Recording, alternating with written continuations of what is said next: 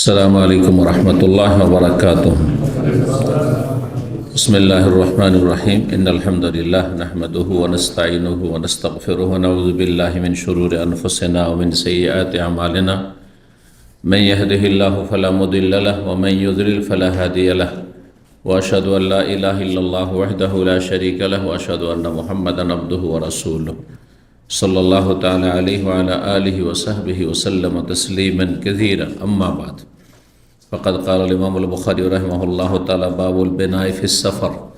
قال حدثنا محمد بن سلام قال أخبرنا إسماعيل بن جعفر عن حميد عن أنس قال: أقام النبي صلى الله عليه وسلم بين خيبر والمدينة ثلاثا يبنى عليه بسفية بنت حوي، فدعوت المسلمين على وليمته فما كان فيها من خبز ولا لحم أمر بالأنطاء فألقي فيها من التمر والأقط والسمن فكانت وليمته فقال المسلمون: إحدى أمهات المؤمنين أو مما ملكت يمينه، فقالوا: إن حجبها فهي من أمهات المؤمنين وإن لم يحجبها فهي مما ملكت يمينه. فلما ارتحل ওয়াত্তাআলাহা খালফাহু ওয়া মাদ্দাল হিজাবা বাইনাহু ওয়া বাইনান নাস।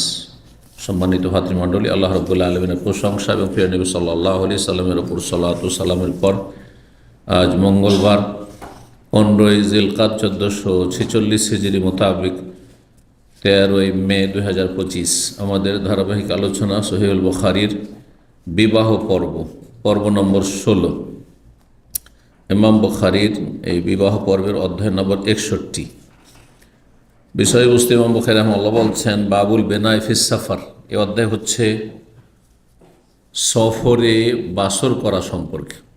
কোনো ব্যক্তি যদি সফরে বিয়ে করে অথবা বিয়ে হলো তারপরে সাথে সাথে সফর করতে হইল, আর স্ত্রীকে নিয়ে বাসর যদি করে প্রথম সাক্ষাৎ সফরে, তো এটা জায়েজ কিনা, নাকি বাসর করার জন্য বাড়িতে হওয়া শর্ত বা মুকিম হওয়া শর্ত? এমন কোনো শর্ত নেই, জায়েজ আছে। নবী সাল্লাল্লাহু আলাইহি সাল্লাম সফিয়া রাদিয়াল্লাহু তাআলা আনহাকে খায়বারের যুদ্ধের পরে বিয়ে করেছিলেন, আর তারপরে সেখান থেকে খায়বার থেকে রওনা দিলেন মক্কা এবং মদিনা এবং খায়বারের মাঝে 3 দিন এক জায়গায় অবস্থান করেন, আর সেখানেই তিনি তার সাথে বাসর করেন এবং সেখানে অলিমা করেন। যেগুলো সফরে অলিমা করা যেতে পারে, বিয়ে শাদি করা, বাসর করা, অলিমা করা, দাওয়াত করা, এটা সফরে হইতে পারে। জি, তো বলছেন হাদিস নম্বর 5159 নম্বর ইমাম বুখারীর এই বিবাহে পর্বে আনাস রাদিয়াল্লাহু তাআলা আনহু সাহাবী বর্ণনাকারী, তিনি বলেন: আকামান নবী সাল্লাল্লাহু আলাইহি ওয়াসাল্লাম বাইনা খায়বার ওয়াল মদিনা সালাসান। নবী সাল্লাল্লাহু আলাইহি ওয়াসাল্লাম খায়বার এবং মদিনার মাঝে 3 দিন অবস্থান করেন। মদিনা থেকে খায়বার 170 কিলোমিটার মোটামুটি, এখান থেকে যেমন আল-হাসা 2 ঘন্টার পথ। আমরা ছাত্র জীবনে গিয়েছি মদিনা ইউনিভার্সিটির পক্ষ থেকে, মানে সেটা ঐতিহাসিক ভিজিট, মানে ঐতিহাসিক জায়গাগুলো দেখানোর জন্য ওস্তাদের সাথে কাফেলা, যে দলবদ্ধভাবে ছাত্র এবং 1-2 জন ওস্তাদের সাথে সেই জায়গাগুলি, যেই জায়গায় রাসূলুল্লাহ সাল্লাল্লাহু আলাইহি ওয়াসাল্লাম জিহাদ করেছেন ইহুদিদের বিরুদ্ধে খায়বারে, সেই জায়গাগুলি দেখানোর জন্য।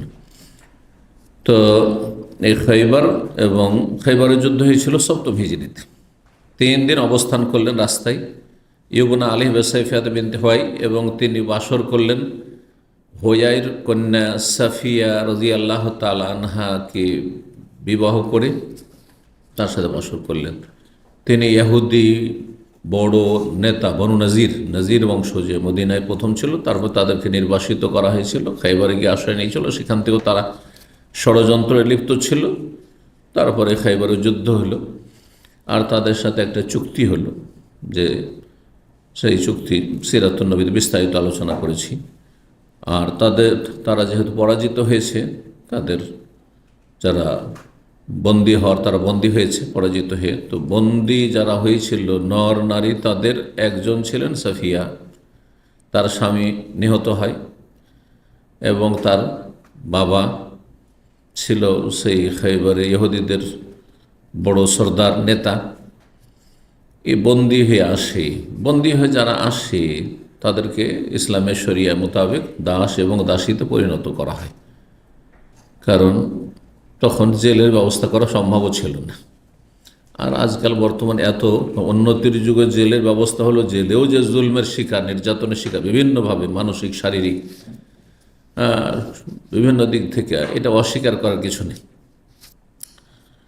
তো ইসলামের সমাধান ছিল যে কাফের নর নারী যারা বন্দী হবে তারা দাস দাসীতে পরিণত হবে, জিহাদ ফি সাবিলিল্লাহ। তাহলে এমনি স্বাধীন মানুষ এমনি ধরে দাস দাসী বানানো হারাম। তারপরে রাসূলুল্লাহ সাল্লাল্লাহু আলাইহি সাল্লাম তাকে স্বাধীন করে দিয়ে কি করলেন? বিবাহ করলেন। স্বাধীন করে দিলে বিয়ে করতে পারে, কেউ বিয়ে বসতে পারে তার সাথে। আর যদি স্বাধীন না করা হয় তাহলে সে দাসী হয়ে থাকবে। জি, তো নবী সাল্লাল্লাহু আলাইহি সাল্লাম বিবাহ করেছিলেন তাকে। ফাদাওয়াতুল মুসলিমিন আলা ওয়ালিমাতিহি। আনাস বলছেন, যেহেতু নবী সাল্লাল্লাহু আলাইহি সাল্লাম তিনি খাদেম ছিলেন, মুসলিমদেরকে আমি দাওয়াত দিলাম নবী সাল্লাল্লাহু আলাইহি ওয়াসাল্লাম ওলিমার জন্য। এখানে আরেকটি মশলা বোঝা গেল, দাওয়াত দেওয়ার জন্য সরাসরি যেতে হবে, ওই ব্যক্তিকে জড়িয়ে না, কারো মাধ্যমে দাওয়াত দেওয়া যেতে পারে। আমাদের দেশে এইসব কুসংস্কার কিন্তু আছে। বিয়ে শাদিতে যে এমন অভিমান, মানে সম্পর্ক খারাপ করে ফেলে মানুষ।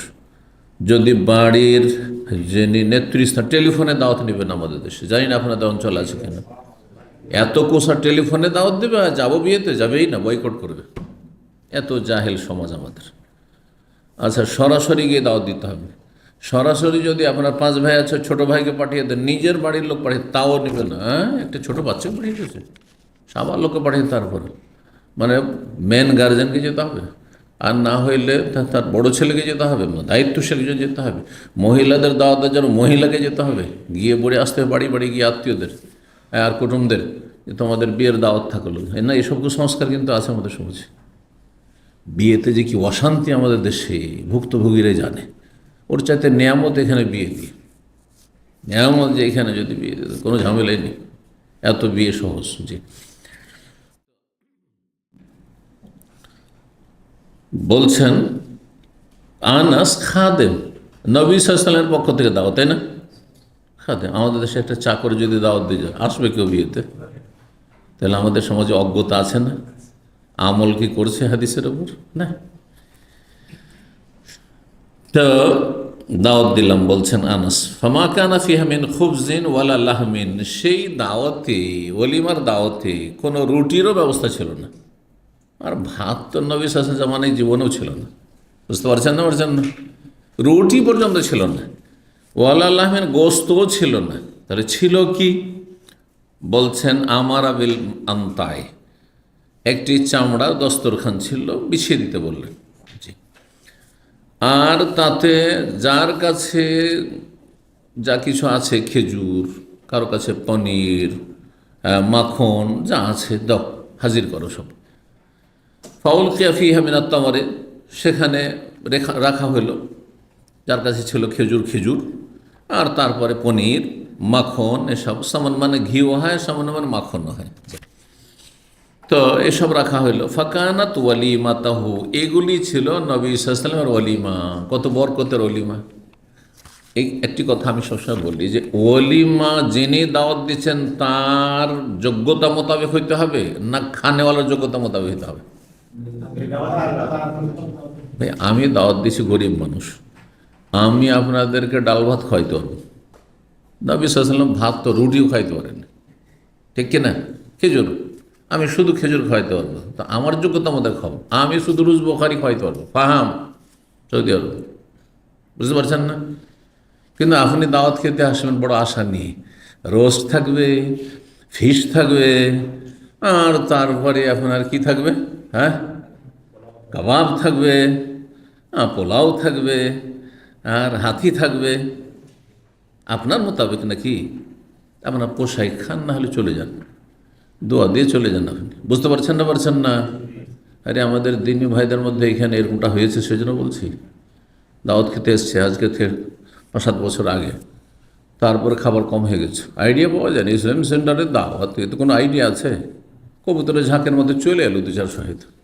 আমাদের আইডিয়া ছিল 200, হয়ে গেছে 400-500, 300-র ব্যবস্থা ছিল। শেষে যেই খাবার বিরিয়ানি তৈরি করেছে তা শেষ।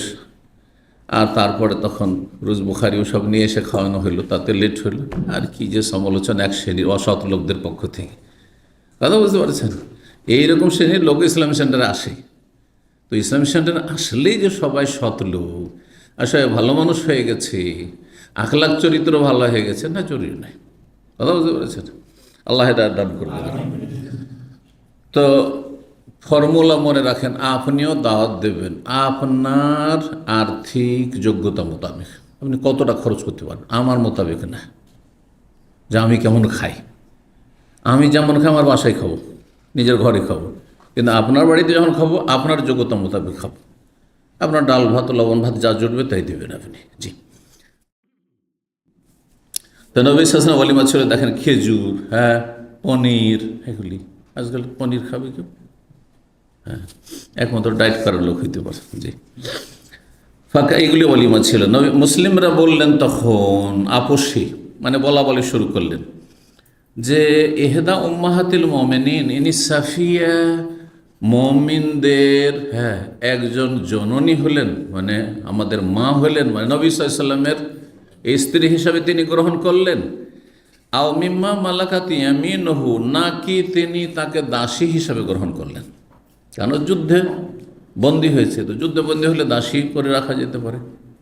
যেমন নবী সাল্লাল্লাহু আলাইহি ওয়াসাল্লামের এক দাসী ছিল মারিয়া রাদিয়াল্লাহু তাআলা আনহা। মারিয়া কিবতিয়া, মিশরের মহিলা ছিল, যাকে মিশরের রাজাকে যখন ইসলামের দাওয়াত দিয়ে চিঠি দিলেন নবী সাল্লাল্লাহু আলাইহি ওয়াসাল্লাম, তখন সে কী করেছিল? ইসলাম তো কবুল করেনি, কিন্তু চেয়েছিল যে নবী সাল্লাল্লাহু আলাইহি ওয়াসাল্লাম কিছু হাদিয়া তোহফা গিফট দিয়ে সন্তুষ্ট করে দিই, যাতে করে যুদ্ধের পরিস্থিতি, লড়াইয়ের পরিস্থিতি তৈরি না হয়, কিছু হাদিয়া তোহফা দিয়ে ঠান্ডা করে দিই। তো যারাকে ইসলামের দাওয়াত নবী সাল্লাল্লাহু আলাইহি ওয়াসাল্লাম, তারা তিন ভাগে বিভক্ত হয়েছিল। একদল ইসলাম কবুল করেছিল, আর একদল কট্টর শত্রুতা করেছিল, যেমন পারস্য দেশের মজুসি অগ্নিপূজক কেসরা, পারস্যর, ইরানের রাজা। নবী সাল্লাল্লাহু আলাইহি ওয়াসাল্লামের দূতের অবমাননা করেছিল, অপদস্থ করেছিল, লাঞ্ছিত করেছিল, এবং চিঠিকে তার সামনে টুকরো টুকরো ছিঁড়ে ফেলেছিল। নবী সাল্লাল্লাহু বললেন যে যেমন চিঠিকে ছিঁড়ে ফেলেছে, টুকরো টুকরো করেছে, মজ্জাকাল্লাহু মুলকাহু, আল্লাহ তার রাজত্বকে ছিন্ন ভিন্ন করে দিই। আর তা হয়েছিল। সে রাজা তার ছেলের হাতে খুন হয়েছে, আর তার ছেলে সে মদ খেয়ে, মদখোর ছিল, আর সে ছিল জেনাকারী, সব লম্পট মজুসি। তো সে বিষ খেয়ে নিহত হয়েছে। যখন বাপ বেটা দুজনে শেষ হয়ে গেল, আর কেউ থাকলো না পরিবারের, তখন এক মেয়ে ছিল, সে রানী হইল। সহিহ বুখারী হাদিসে এই ক্ষেত্রে রয়েছে। তখন নবী সাল্লাল্লাহু জানতে পারলেন যে এই রাজাও মরেছে, রাজার ছেলেও মরেছে, এখন রাজার এক মেয়ে ছিল, সে রানী হয়েছে, দেশ পরিচালনা করছে। প্রথম ইতিহাসে যখন জানলেন, নবী সাল্লাল্লাহু আলাইহি ওয়াসাল্লাম বললেন যে, যদিও তার আগে বিলকিস রানী ছিল, এসব ছিল, তো লা ইউফলিহা কওমুন ওয়াল্লাহু আমরুহুম বিমআরুফ, ওই জাতি কখনো সাকসেস, সফল নয়, যেই জাতি সন্তুষ্ট চিত্তে নিজের নারীকে বৃহৎ নেতৃত্ব দিয়ে দেয়। দেশের রাষ্ট্রপতি, প্রধানমন্ত্রী, প্রধান বিচারপতি, এইরকম বড় বড় পদ দিয়ে দিবে, ওই জাতির কোনো সফলতা নেই, ব্যর্থ সেই জাতি। সন্তুষ্ট চিত্তে, কথাটি মনে রাখবেন। আমরা অসন্তুষ্ট, কিন্তু জবরদস্তি আমাদের উপর চাপিয়ে দেওয়া হয়েছে বা চেপে গেছে, তখন আপনি তার থেকে মুক্ত, আল্লাহ ধরবেন না আপনাকে। বুঝছেন কি না? জি। এই জন্য কমপক্ষে অন্তরে ঘৃণা থাকতে হবে এবং কোনো সহযোগিতা থাকতে হবে নারী নেতৃত্বের সাথে, এতটা তো হইতেই হবে। আপনি ভোটও দেবেন, সহযোগিতাও করবেন, অথবা তা করলেন না, কিন্তু মেনে নিলেন, যাক আগেরটা চাইতে ভালো, চলবে নাকি? না, মোটেই চলবে না। আপনি মেনে নিয়েছেন, তাহলে সবচেয়ে দুর্বল ঈমান হচ্ছে অন্তর থেকে ঘৃণা করে প্রতিবাদ জানানো। জি, এতে কোনো রকম সহযোগিতা না করা। আর কথায় যদি বলতে পারি, যেমন কথায় বলতে পারছি, তো কথায় বলা, জি, নারী নেতৃত্ব হারাম। আর এটাও করলেন না, তাহলে একবার ঈমান নেই বলতে হবে, অন্তর ঘৃণাও নেই। হ্যাঁ, আর ওপর স্তরেটা পারলে নিচে নামা যাবে না। জি। তো যাই হোক, সাহাবীরা কল্পনা জল্পনা করলেন যে নবী সাল্লাল্লাহু আলাইহি সাল্লামের দাসী হইলেন সাফিয়া মারিয়ার মতোই, নাকি স্ত্রী হিসেবে গ্রহণ করেছেন। তারপরে তারা নিজেরাই বলতে লাগলেন আপোষে যে ইন হাজাবাহা, নবী সাল্লাল্লাহু আলাইহি সাল্লাম যদি এই সাফিয়াকে পর্দার ভিতরে রাখেন, হেজাবের ভিতরে রাখেন, তাহলে জানবো যে তিনি মিন উম্মাহাতিল মুমিনিন, মুমিনদের তিনি মা, মানে তিনি স্ত্রী হিসেবে গ্রহণ করেছেন। আর নবী সাল্লাল্লাহু আলাইহি ওয়াসাল্লাম স্ত্রী পর্দা করবে। কিন্তু দাসী যদি হয়, দাসীদের ক্ষেত্রে পর্দার সেই কঠোর বিধান নেই। শালীনতার সাথে চেহারা খুলে, হাত পা খুলে চলাফেরা, এটা ছিল, স্বাভাবিক ছিল মুসলিম সমাজে। জি, যাতে করে বোঝা যায় যে দাসী আর স্বাধীন মহিলাই পার্থক্য সমাজে, যে কে দাসী আর কে স্বাধীন। ফালাম্মার তাহালা বলছেন ওয়াইনলাম ইয়াহজুবহা, যদি হেজাব না করেন তার, যে আমাদের সামনে চেহারা খুলে সে সাফিয়া চলাফেরা করছে, তাহলে জানবো যে তিনি হচ্ছেন মিম্মা মালাকাত ইয়ামিনুহু, নবী সাল্লাল্লাহু আলাইহি ওয়াসাল্লাম তার মালিক হয়েছেন, মানে তিনি তাকে দাসী হিসেবে গ্রহণ করেছেন। ফালাম্মার তাহালা, যখন নবী সাল্লাল্লাহু আলাইহি ওয়াসাল্লাম প্রস্থান করলেন, সেখান থেকে রওনা দিলেন, ওয়াত্তা আল্লাহ খালফা, নবী সাল্লাল্লাহু আলাইহি ওয়াসাল্লাম তার উটের পিঠে পেছনে তার জন্য বসার জায়গার ব্যবস্থা করলেন, সিটের ব্যবস্থা করলেন। যেমন হন্ডাতে বসছেন দুজন করে কিনা, ঠিক তেমনই উটের পিঠে দুজন তিনজন। ওমাদ্দাল হেজাবা বাইনাহু বাইনান নাস, এবং নবী সাল্লাল্লাহু আলাইহি ওয়াসাল্লাম তার মাঝে, মানে সাফিয়ার মাঝে এবং জনগণের যে নজর পড়বে সেই জন্য কি ঝুলিয়ে দিলেন, পর্দা লটকে দিলেন, পর্দা দিয়ে আড় করে দিলেন, যাতে কারো দৃষ্টি গোচর না হয়। জি, বুঝালেন সাহাবীরা যে নবী সাল্লাল্লাহু আলাইহি ওয়াসাল্লাম তাকে কি করেছেন, স্ত্রী হিসেবে গ্রহণ করেছেন। তাহলে বিয়ের বিষয়টি, বিয়ে হইল কি হইল না, এর জন্য সর্বনিম্ন দুইজন সাক্ষী যথেষ্ট। যদি নয় যে সবাইকে হাজির থাকতে হবে, সবাইকে জানতে হবে, কিন্তু যদি জানানো হয় এটা বেশি ভালো। নবী সাল্লাল্লাহু আলাইহি ওয়াসাল্লাম বিয়ের এলান, ঘোষণার কথা বলেছেন। ওটা গ্রামবাসী যদি মোটামুটি জানে, তাহলে একজন ছেলে যখন নতুন একটা মেয়েকে নিয়ে, আপনার গ্রামের মেয়েকে নিয়ে চলাফেরা করছে, তাহলে আপনাদের কোনো রকমের সেই ক্ষেত্রে সন্দেহ হবে না যে কোন ছেলে আবার এই মেয়েকে নিয়ে ঘোরাফেরা করেছে, মেয়ে খারাপ, বেগানা ছেলের সাথে ঘোরাফেরা, এইরকম যেন পরিস্থিতি তো এই না হয়। অনেক সময় মারপিট হয়ে যেতে পারে, তাই না? যার ফলে বিয়ের ঘোষণা করাটা হচ্ছে সুন্নাত। আর কমপক্ষে দুজন সাক্ষী থাকতে হবে, একজন ওলি থাকতে হবে, আর বর কনে থাকতে হবে। যেসব বিয়ের আরকান ওয়াজিবাত রয়েছে সেগুলি জরুরি থাকতে হবে, সুন্নতগুলি থাকলে ভালো, তাহলে হচ্ছে শরীয়তি বিয়ে। জি, 62 নম্বর অধ্যায় বলছেন বাবুল বিনায় বিন নাহারি। এই অধ্যায় হচ্ছে দিনের বেলা বাসর করা। আগেটা হলো সফরে বাসর করা, জায়েজ দেখলেন, তাই সফরে চান নবী সাল্লাল্লাহু আলাইহি ওয়াসাল্লাম। দিনের বেলা কি বাসর করতে পারবেন? মানে স্বামী স্ত্রী বিয়ে করার পরে প্রথম দেখা হলো দিনের বেলা, আপনার বাড়িতে প্রথম সুযোগে পেয়েছেন দিনের বেলায় স্ত্রীকে নিয়ে ঘরে ঢোকার, জায়েজ আছে কি না? না রাতের অন্ধকারে হইতে হবে? আমাদের সমাজে এত একটা লজ্জার সময় ছিল যে এমন সময় নতুন বউ ঢুকবে স্বামীর ঘরে, যেই সময় গোটা দুনিয়া শুয়ে গেছে, কেউ যেন জানতে না পারে, কেউ যেন জানতে না পারে, এগুলো ছিল বাল্যকালে, এরকমটা দেখেছি। যে এখন অবস্থার অনেক পরিবর্তন হয়েছে। দিনের বেলা বাসর জায়েজ, কারণ ও হালাল যাচ্ছে, সে হালাল, সে জীবনযাপন করছে তার সাথে। দিনের বেলা বাসর করা, বেগাইরে মারকাবিন ওয়ালা নিরানিন, জি, কোনো বহর ছাড়া অথবা শোভাযাত্রা ছাড়া বলতে পারেন। কেউ কেউ অনুবাদ করেছে বরযাত্রী ছাড়া, কিন্তু বরযাত্রীটা এসেছে হিন্দুদের থেকে। বরযাত্রী, আমাদের দেশীয় বরযাত্রী হচ্ছে ছেলের পক্ষ থেকে বেশ কিছু লোকেরা যাবে, নারী পুরুষ দল বেঁধে, আর মেয়ে পক্ষের বাড়ি খাবে জুলুম অত্যাচার করে, এই জন্য বরযাত্রী হারাম, হিন্দুদের প্রথা বললাম। কিন্তু যদি না, মেয়ে পক্ষের বাড়ি খাবো না, এটা কোন কোন অঞ্চলে চলছে, আমাদের দেশে আহলে হাদিসদের মধ্যে আলহামদুলিল্লাহ এটা শুরু হয়েছে। হয় বরযাত্রী নেই, যেমন আমাদের বিয়ে তো বরযাত্রী ফরযাত্রী ছিল না। কি ছিল, আমার নিকট আত্মীয় আর একজন দুজন বন্ধু, টোটাল 10 জন ছিলাম, 4-5টা ভাই, তার মধ্যে আমরা 9 ভাইয়ের মধ্যে 4-5 ভাই, আর তার আর 2-4-5 জন নিয়ে টোটাল 10, আমাকে নিয়ে 12 জন ছিল। এটা বরযাত্রী নেই। 12 জন মানুষ আমার বাড়িতে, আপনার বাড়িতে যে কোনো সময় আসলে খাওয়াতে পারবেন, এবং খুব আনন্দের সাথে খাওয়াবেন, ঠিক কিনা? কিন্তু 50 জন যদি চলে আসে, 100 জন যদি চলে আসে, বরযাত্রী কত হয়?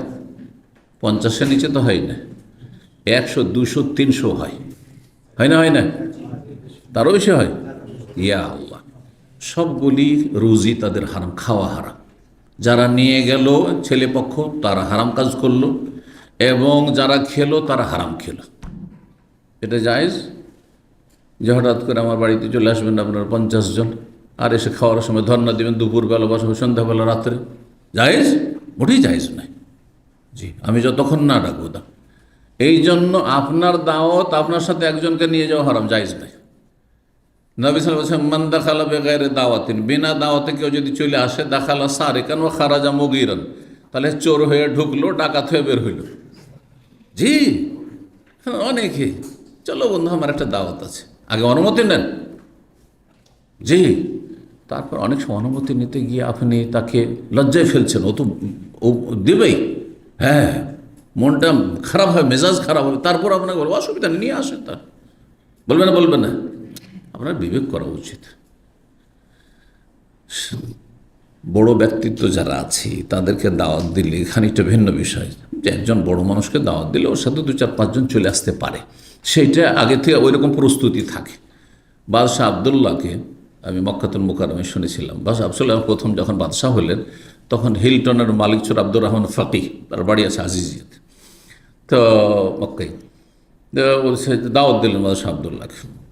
বাদশাহকে দাওয়াত দিলে কত লোক আসতে পারে চিন্তা করুন। লোক গেছে 3500। তো এরকম প্রস্তুতি নিয়েছে যে রাজার সাথে আসবে।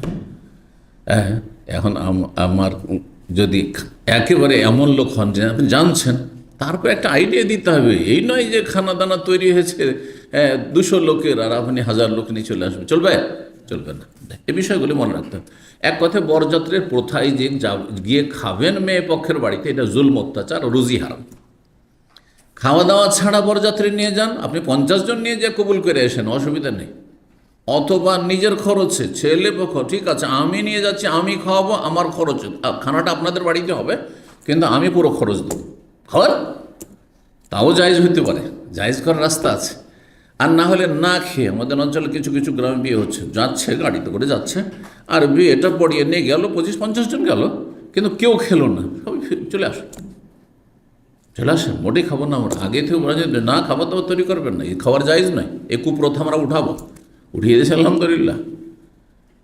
আর আরেকটা বললাম যেটা, যে না 2-4-5 জন, অথবা কোনো প্রয়োজন নেই।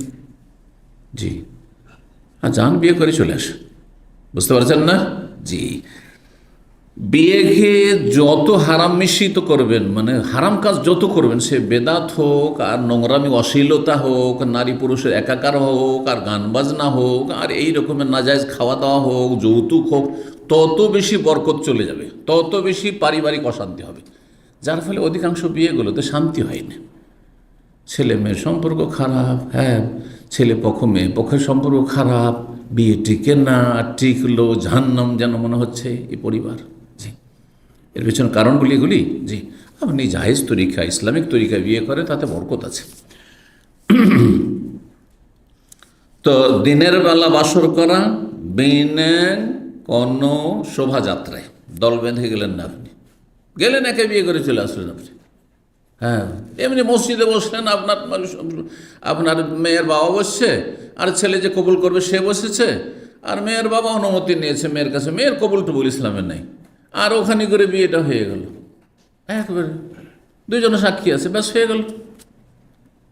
ইসলামে বিয়ে খুব সাদাসিধা, বিনা কোনো শোভাযাত্রায়, ওয়ালা নিরানিন, আর বিনা মশাল ছাড়া। তার মানে ইমাম বুখারী রাহিমাহুল্লাহ এই অধ্যায়ে মশালের কথা আর শোভাযাত্রার কথা কেন উল্লেখ করলেন?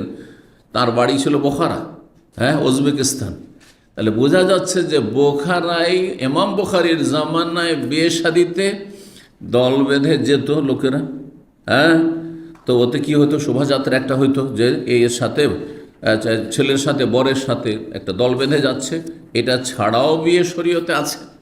এগুলো প্রথা, শুধু প্রথায় যদি জুলুম না হয় তাহলে জায়েজ। কারোর জুলুম হয়ে যায়, হ্যাঁ, চাপ হয়ে যায়, কষ্ট হয়, সেটা হয়তো নিরুপায় হয়ে মানছে, তাহলে জায়েজ নাই। ছেলে মেয়ে পক্ষ নিরুপায় মেনে নিচ্ছে, অসুবিধা নেই, আসেন বরযাত্রী যত নিয়ে আসবেন, কিন্তু কী জন্য বলছে? আপনাদের খুশি রাখার জন্য ছেলে পক্ষকে, যাতে আমার মেয়েটা সুখে থাকে।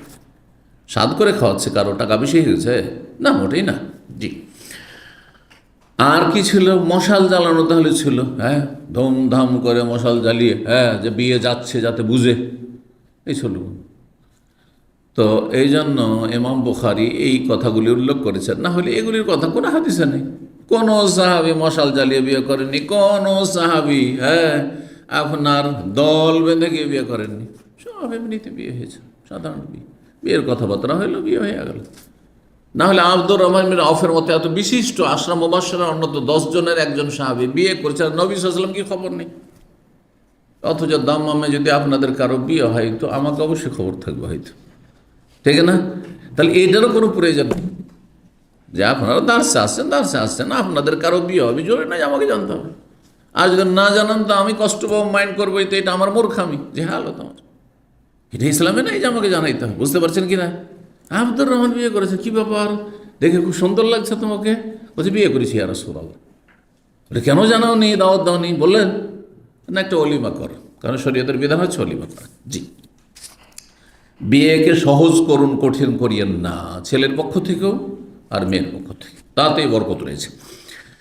5160 নম্বর হাদিস মনে করছেন মা আয়েশা রাদিয়াল্লাহু তাআলা আনহা, তিনি বলছেন তাজাওয়াজানিন নবী, নবী আমাকে বিয়ে করেছেন। নবী সাল্লাল্লাহু আলাইহি ওয়াসাল্লাম মা আয়েশাকে বিয়ে করেছেন না, তাতে কোনো শোভাযাত্রা ছিল, বরযাত্রী নিয়ে গেছেন, আবু বকরের বাড়ি বরযাত্রী নিয়ে গিয়ে হাজির, আছে কোনো হাদিস? না তাতে কি ছিল, না কোনো মশাল ছিল যে ধুমধাম করে, হ্যাঁ, রাতের বিয়েতে একবার লাইটিং হচ্ছে যেমন আজকাল হচ্ছে, এইসবও ছিল না। ফাআতাতনি উম্মি, আমার কাছে হঠাৎ করে, কালকে বলেছি, কি বলেছি, যে মায়ের সাথে বয়স তো 9 বছর, তো বান্ধবীদের সাথে গ্রামে মদিনার মেয়েদের সাথে খেলাধুলা করছেন তিনি, যেমন ছোট বাচ্চা খেলাধুলা করে, সদ্য সাবালিকা হয়েছে 9 বছর বয়সে হয়তো। তো আমার আম্মা হঠাৎ করে আসলেন পিছন দিক থেকে, ফাদ খালাতেন, তারপরে আমাকে ধরে নিয়ে তা টানতে টানতে অন্য হাদিসে রয়ে চলে গেলেন, আর বাড়িতে নিয়ে গিয়ে একটা ঘরে ঢুকাইলেন। তাহলে আবু বকরের বাড়িতে, ফালাম ইয়ারনি ইল্লা রাসূলুল্লাহ সাল্লাল্লাহু আলাইহি ওয়াসাল্লাম দুখান, আমাকে বিস্মিত করলো সেই সময় একমাত্র রাসূলুল্লাহ সাল্লাল্লাহু আলাইহি ওয়াসাল্লামের আগমন। মানে আমি ভাবতেই পারিনি যে আমাকে আমার মা টেনে নিয়ে আসছে এই জন্য যে স্বামীর সাথে দেখা করাবে।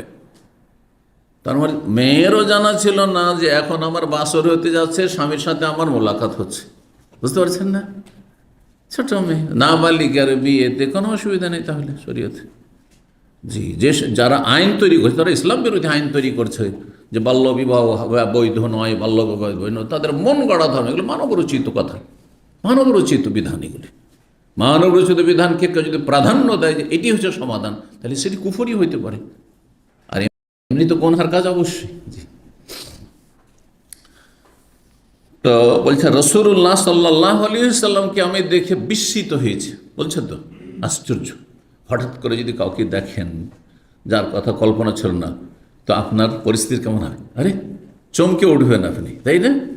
তো বলছেন আমি হঠাৎ করে বিস্মিত হয়েছি রাসূলুল্লাহ আগমনে, দোহান, সেটি ছিল পূর্বাহ্নে, মানে সকালবেলা, দুপুরের আগে, সকাল 8টা 9টা 10টা, এই সময়গুলোকে কি বলে? দোহা, যেটাকে চাঁস্তের সময় ফার্সি ভাষায় বলা হয়। জি, পূর্বাহ্ন। তাহলে দিনের বেলা বাসর হলো, ঘরে ঢুকিয়ে দিয়ে মা নিয়ে গেলেন, আর নিয়ে যাওয়ার পর কয়েকজন মহিলা বসেছিল, এখানে কিন্তু সংখ্যা পেয়ে গেছে, মহিলা বসেছিল, তাদেরকে বললেন যে ঠিক আছে তোমার পরিপাটি সাজিয়ে দাও, করে দাও। আর তারপরে মহিলারা পর্দার সাথে বসে আছেন। নবী সাল্লাল্লাহু আলাইহি ওয়াসাল্লাম যখন ঘরে আসলেন তখন মহিলারা বেরিয়ে গেল, হ্যাঁ, স্বামী স্ত্রী দুজন থেকে গেলেন, বাসর হলো, এইভাবে সাক্ষাৎ। জি, 63 নম্বর অধ্যায় হচ্ছে বাবুল আনমাতে ওয়ান্নাহবি হালিন নেসা। এই অধ্যায় হচ্ছে বিছানার চাদর, আনমাত, এবং এই ধরনের আরও কিছু, মানে ধরেন বালিশের, হ্যাঁ, বালিশের কভার, হ্যাঁ, বালিশের চাদর নারীদের জন্য ব্যবহার করে। নারীরা যদি বেডশিট ব্যবহার করে, আজকাল না হয় আমরা বেডশিট ব্যবহার করতে শিখেছি, তাই না? ছোটোকালকার কথা, যাদের বয়স 40 পার হয়েছে, বেডশিট কি আপনাদের বিছানায় থাকতো? হ্যাঁ, তো যদি কেউ ব্যবহার করে বেডশিট, জায়েজ কি না? জায়েজ, অসুবিধা নেই। জি, নারীদের জন্য বিশেষ করে, কারণ নারীরা দেখেন সৌন্দর্য বেশি পছন্দ করে, হ্যাঁ, সাজগোজটা আসলে নারীদেরকে বেশি মানায়, পুরুষদেরকে মানাই না। জি, মেকআপ করা, আপনি মেকআপ করবেন? হ্যাঁ। 5161 নম্বর হাদিস, জাবির ইবনে আব্দুল্লাহ রাদিয়াল্লাহু তাআলা আনহু বর্ণনা করতেন, তিনি বলেন রাসূলুল্লাহ সাল্লাল্লাহু আলাইহি ওয়াসাল্লাম হাল ইত্তাখাযতুম আনমাতান, সাহাবীদেরকে জিজ্ঞাসা করলেন যে তোমরা কি বিছানার চাদর ব্যবহার করছো? বিছানার চাদর ব্যবহার করছো বা বালিশের ওপর তো আমরা একটা তলে অথবা চাদর কিছু ব্যবহার করি, এগুলো ব্যবহার করছো? কুলতু ইয়া রাসূলাল্লাহ, তখন আমি বললাম, জাবের বলছেন, ওয়া আন্না লানা আনমাত, আমরা তো অভাবী গরিব মানুষ, কোথায় বিছানার চাদর আর কোথায় আমাদের বালিশের ওপরকার কভার, কিছুই তো নাই আমাদের। ওয়া আন্না লানা আনমাত, কোত্থেকে আসবে এগুলো?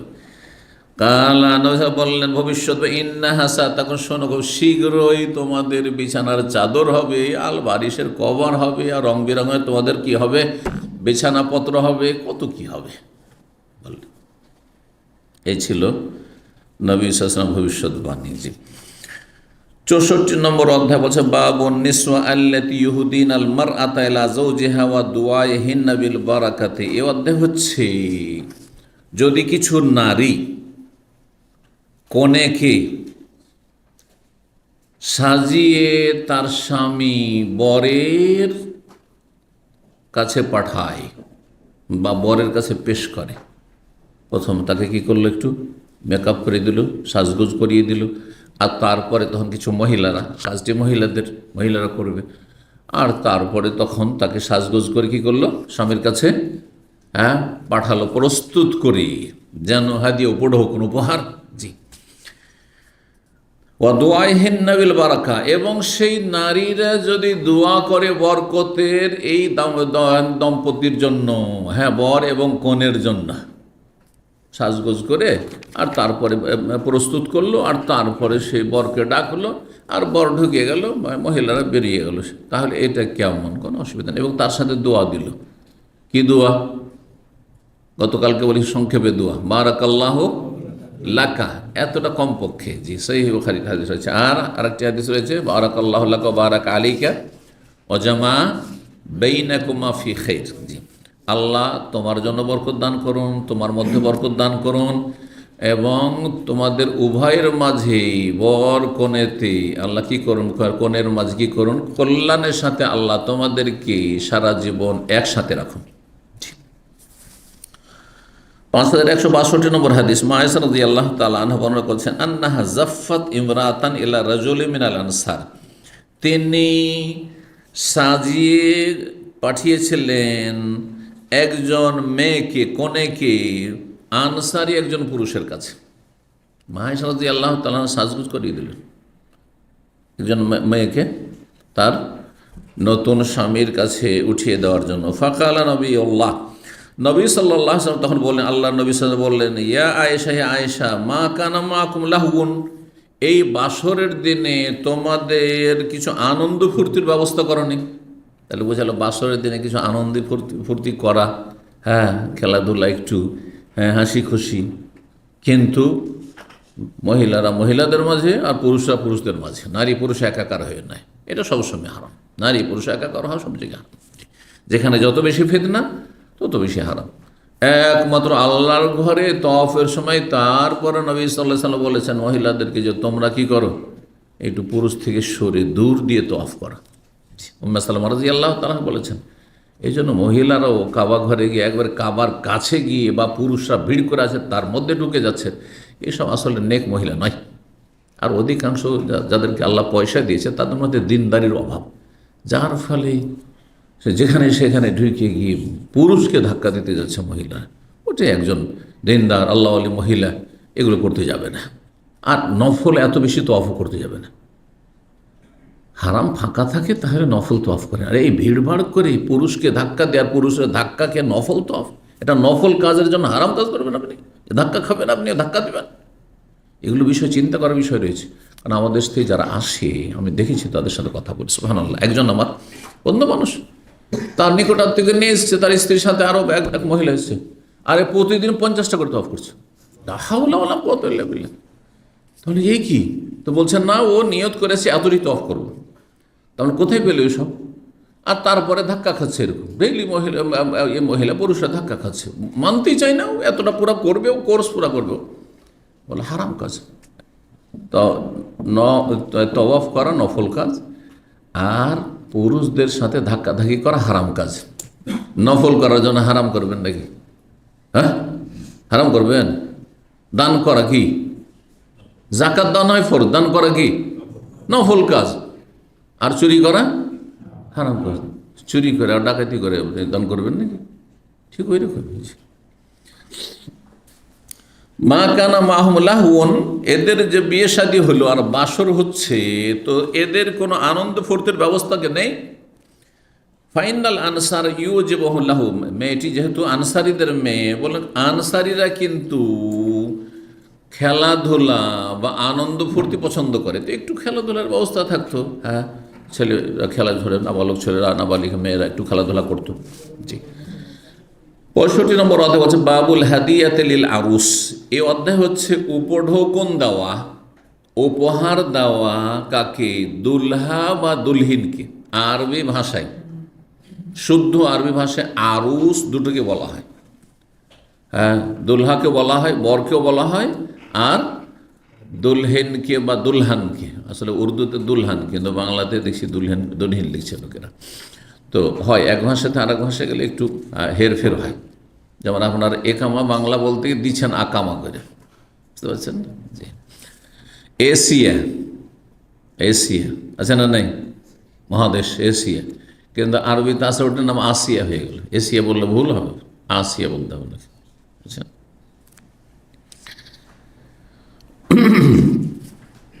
আরুস, আরুস তাহলে উভয়কে বলা হয়, কিন্তু আজকালকার আরবদের ভাষায়, বর্তমান সৌদি আরবেও আরুস মেয়েটিকে বলা হয়, কনেকে বলা হয়, আর আরিস বলা হয় বরকে। এটা তাদের আজকালকার বর্তমান ভাষা একটা পরিবর্তন আসে প্রত্যেক 20, 30, 40 বছর পর পর কিন্তু ভাষায় পরিবর্তন আসে। আপনারাই দেখেন, আপনার বাবা যে ভাষায় কথা বলতো সে ভাষায় কিন্তু কথা বলেন না, অথচ আপনি গ্রামেই বাস করছেন। আপনার দাদাকে যদি পেধা, দাদারা যে ভাষায় কথা বলতো আপনারা বলেন, আমি বলি না, বুঝতে পারছেন না? তাদের মাতৃভাষার ধরনটা অন্যরকম ছিল। আমি যদি দুই একটা মাতৃভাষা বলিও বা আঞ্চলিক ভাষা বলিও, তাতে ভিন্নতা এসছে, আসবে, এটা পরিবর্তন। স্থান কাল বিশেষে কি হয়ে যায়, ভাষার পরিবর্তন ঘটে। আপনি এখান থেকে যখন আপনি 50 কিলোমিটার দূরে যাবেন, তখন আরবি টানটন আলাদা হবে, বেশ কিছু শব্দ সেখানে ব্যবহার এখানে ব্যবহার হয় না। আমাদের দেশে ওই রকম। হ্যাঁ, আপনি যখন এক ডিস্ট্রিক্ট আর এক ডিস্ট্রিক্টে যাবেন, ভাষার পরিবর্তন হয়ে যাচ্ছে। যেমন জৌজ, জৌজ মানে কে বলতে পারে? জৌজ, জৌজের শাব্দিক অর্থ জোড়া, কিন্তু জৌজ মানে স্বামী হয় আর জৌজ মানে স্ত্রী হয়। এখন কি করেছে, জৌজাতুন মানে স্ত্রী, তালাক লাগিয়ে দিলে স্ত্রী, আর জৌজ মানে স্বামী। কিন্তু জৌজ মানে ওয়াখালাকনাকুম আজওয়াজা, আল্লাহ বলছে তোমাদেরকে জোড়া জোড়া যুগল সৃষ্টি করেছি। নর নারী দুটোই ক্ষেত্রে জৌজ শব্দ ব্যবহার হয়। তাহলে স্ত্রী সম্পর্কে বলতে পারে হাযিহি জৌজি, বলতে পারেন, জৌজাতি জরুরি নয়। হাজা জৌজি, যেমন এটা আমার স্বামী, ঠিক তেমনি হাযিহি জৌজি বলতে পারেন। ঠিক ওইরকম আরুস, আরুস বরকেও বলা হয়, কনেকেও বলা হয়। তো এখানে তাহলে বর কনে উভয়কে যদি হাদিয়া দেয়, কেউ দিতে পারে কি পারে না? সে হাদিয়া কোনো টাকা পয়সার হাদিয়া হইতে পারে, কোনো মাল সামগ্রী হইতে পারে, আবার খাবার দাবার হইতে পারে। খাবার দাবার কি উপহার হয় না? হ্যাঁ, জি। 5163 নম্বর হাদিস, আনাস বিন মালিক রাদিয়াল্লাহু তাআলা আনহু বর্ণনা করেন, তিনি বলছেন মাররা বিনা ফি মসজিদে বানি রিফাহ। না, তার আগে আবু উসমান তার নাম ছিল জাদ। তিনি বলছেন যে আনাস বিন মালিক রাদিয়াল্লাহু আনহু শেষ জামানে বাসরা চলে গেছিলেন, ইরাকে তার ইন্তেকাল, ইরাকে বসবাস করতেন। তো বলছেন আনাস বিন মালিক আমাদের পাশ হয়ে একবার অতিক্রম করলেন বানু রেফা মসজিদের পাশ হয়ে। তখনকার লোকেরা বানু রেফার মসজিদ জানতো, এখন সেই মসজিদ আর নাই। তখনকার লোকেরা বুঝতো যাদেরকে বলছেন তিনি। ফার্স্ট সময় তো ইয়াকুল, তখন আনাসকে বলতে শুনলাম কি, কানান নবী ইযা মাররা বিজানাবাতি উম্মে সুলাইম, যখনই নবী সাল্লাল্লাহু আলাইহি ওয়াসাল্লাম উম্মে সুলাইমের বাড়ি পাশ দিয়ে অতিক্রম করতেন। উম্মে সুলাইম যে আবু তালহার স্ত্রী, আনাসের মা, তার বাড়ির পাশ দিয়ে যখনই নবী সাল্লাল্লাহু আলাইহি ওয়াসাল্লাম হয়তো যাচ্ছেন অথবা আসছেন, তখন কি করতেন, দাখাল আলী উম্মে সুলাইমের বাড়িতে, রোমাইসা ওর নাম ছিল, তার বাড়িতে প্রবেশ করতেন।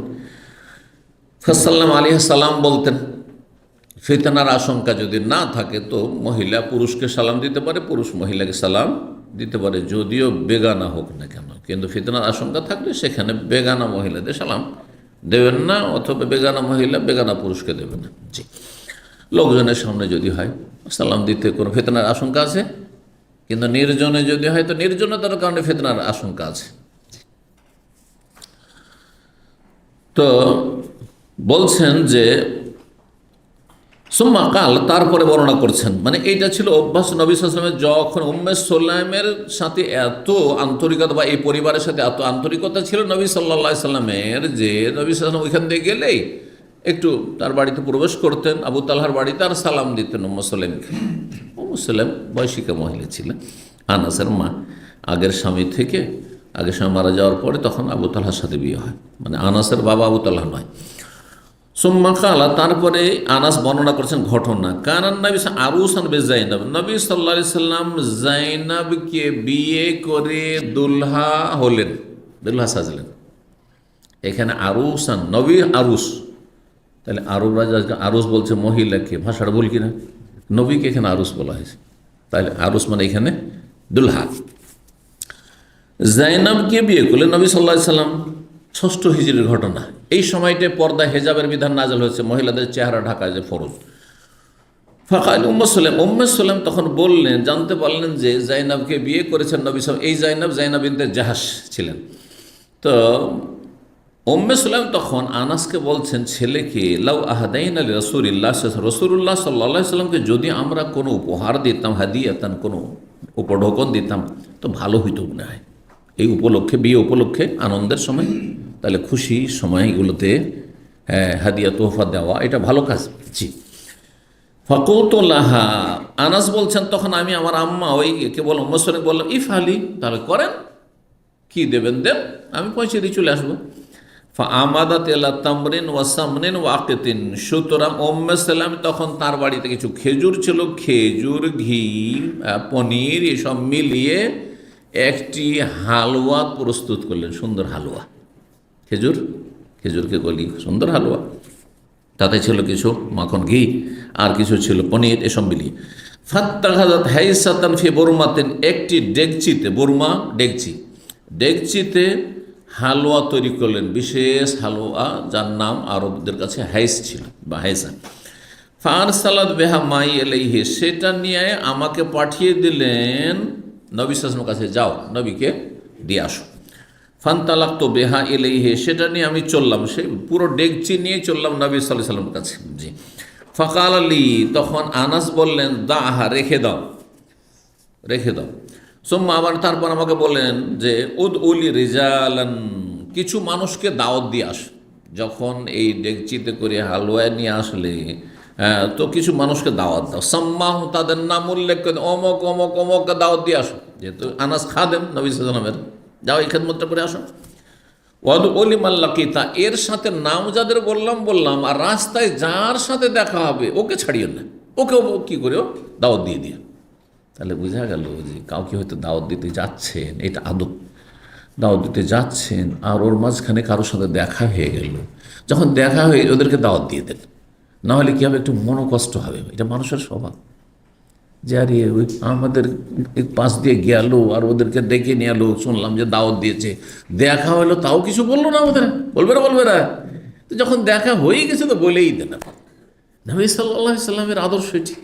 জি, ওয়াদুমাদি মাল্লাকিতা, যার সাথে মোলাকাত হয় তাকে দাওয়াত দিয়ে দিও আমার পক্ষ থেকে। কালা ফাফালতু আল্লাযী আমারানি, যা নির্দেশ দিলেন তাই করলাম। ফারাজাতু, ফিরে আসে, ফাইজাল বাইতু গাসুন, ডেকে একটা রাউন্ড দিয়ে আনাসের আস্তে আস্তে যাদেরকে দাওয়াত দিয়েছেন সব ছুটে এসেছে।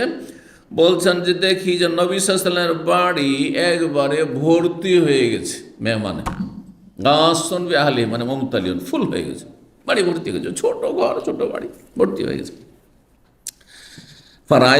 নবী সাল্লাল্লাহু, তখন দেখলাম, ওয়াদা ইয়াদি হালা তিলকাল হাইস, তখন 2 হাত রাখলেন সেই হালুয়াতে, আর তাকাল্লাম বিহা মাশা আল্লাহ, আল্লাহ যা চাইলেন তাই তিনি দোয়া কিছু পড়লেন, পড়ে শুরু করলেন খাবার দাবার দিতে। সুম্মা জালে আদু, পড়ার পরে ফুঁক দেন, ভালো। আর যদি ফুঁক নাও দেন, আপনি পড়লেন আর দোয়া পড়ার পরে আপনি বিসমিল্লাহ বলে দিতে শুরু করলেন, আপনি যথেষ্ট।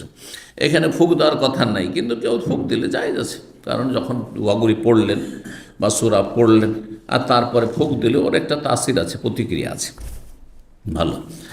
সুম্মা জালে আদু, আর তারপরে ডাকতে লাগলেন আশারাতান, 10 জন করে। তাহলে 10 জনের বেশি বসার জায়গা ছিল, কত ছোট জায়গা ছিল সুবহানাল্লাহ, যে 10 জনের বেশি বসার জায়গা ছিল না। 10 জন করে ইয়াকুলুনা মিনহু, খেয়ে দিয়ে তোমরা চলে যাও, আর 10 জন আসো, এভাবে। ওয়া ইয়াকুলু লাহুম, তাদেরকে বলে উযকুর ইসমাল্লাহ, বিসমিল্লাহ বলে খেতে শুরু করো, বিসমিল্লাহ বলিও না, নাহলে শয়তান খাবে, বরকত চলে যাবে। ওয়ালিয়াকুল কুল্লু রাজুম্মা ইয়ালিহার, প্রত্যেক ব্যক্তি যেন কিনারায় বসে বসে খায়। তাহলে আরবদের তো তখনকার ট্রেডিশন, তখন থেকে চলে আসছে এক প্লেটে খাওয়া দাওয়া। এই নয় যে ভাগ করে করে এইটুকু করে করে করে সেপারেট প্লেটে দাও, আমাদের তরিকা এটা, বোঝা গেছে না? বরকতের উত্তম তরিকা হচ্ছে, কিন্তু অনেক বেশি নিয়ে বসবেন না। আজকাল আপত্তি কোথায়, যে 4 জন 5 জন নিয়ে বসে গেলেন 10 জনের খাবার, আর খেতে পারছেন না। তখন কোন যদি মনে করেন যে নষ্ট করব না, সেই জন্য আপনি 2 জন 3 জনের সমান খেয়ে আর চলতে পারছেন না, আর না হলে নষ্ট করছেন। দুটোই ঠিক না, ঠিক কিনা? কিন্তু অল্প খাবার, হ্যাঁ হবে 4 জনের, 4 জন বসেন, নয় 5 জন 6 জন বসেন, তাহলে অসুবিধা নেই। পুরো সাফ করে দেন, আপনি একসাথে খেলে বেশি বরকত রয়েছে একই প্লেটে। তো তাহলে 10 জন করে সেই ডেকচিতে বের করা হয়নি, কিন্তু ডেকচিতেই, এই নয় যে সবকে বেড়ে বেড়ে দেওয়া হয়েছে।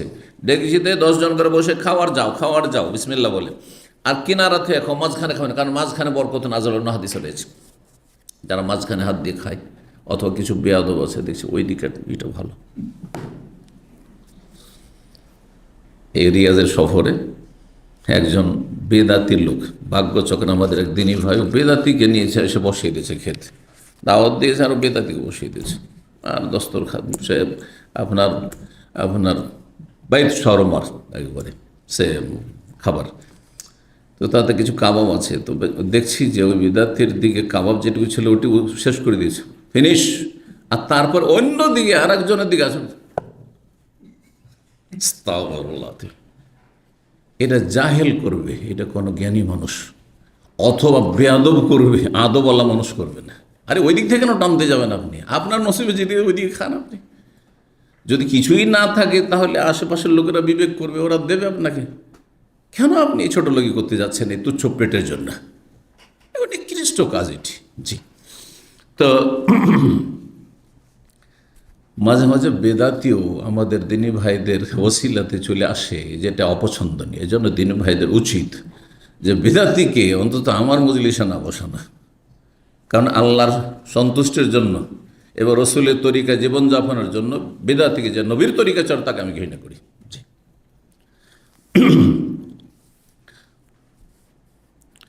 তো বলছেন যে কিনারা থেকে, নবী সাহেব বললেন প্রত্যেকে নিজ নিজ কিনারা থেকে খাও। হাত্তা তাসাদ্দাউ কুল্লুহুম আনহা, সবাই খেয়ে দিয়ে কি হয়ে গেল, ছড়িয়ে ছিটিয়ে গেল, সব নিজের নিজের কাজে চলে গেল। কিন্তু এই 2 জন লোক অথবা তার বেশি থেকে গেল। একটি হাদিসে 2 জন আছে, আরেকটি হাদিসে একদল, ক্ষুদ্র, হয়তো 3 জন এরকম হইতে পারে।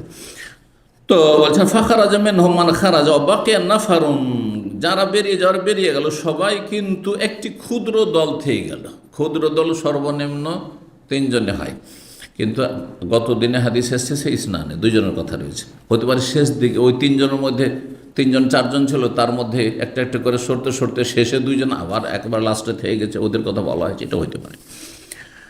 ইয়াতাহাদ্দাসুনা, গল্প করতে আছে খেয়ে দে গল্প করা ঠিক 2, 4, 5 মিনিট 10 মিনিট, এর বেশি নয়।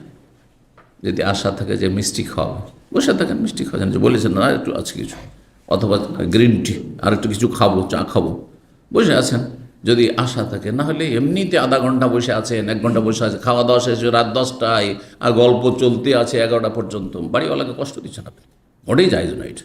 জি, কোরআনে আল্লাহ নিষেধ করে সূরা আহজাবে। জি,